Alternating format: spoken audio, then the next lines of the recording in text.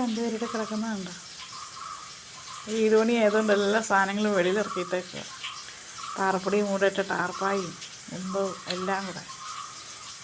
അവർക്ക് ഇവർക്ക് മുറ്റത്തെങ്ങും നിൽക്കാൻ സ്ഥലമില്ല, മുറ്റത്തെല്ലാം സാധനങ്ങളായത് കാരണം. എന്നിട്ട് മുറ്റത്തിൻ്റെ അപ്പുറത്ത് മാറി ഒരു കുഴിയും കുത്തി രണ്ടുപേരും അവിടെ കിടക്കുക. ഇപ്പം അയൽക്കാരൊക്കെ സംശയിക്കുന്നുണ്ട് ഇവനാണോ ഇവളുടെ പിള്ളേരുടെ അപ്പൻ.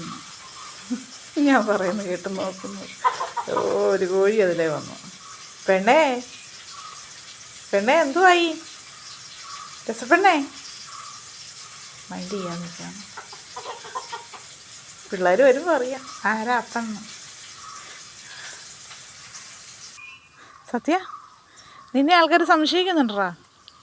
എന്നെ സംശയിക്കണ്ടെന്ന് ഡാ സത്യ. ഓ പെണ്ണേ എന്തോ ആലോചിക്കുന്നേ?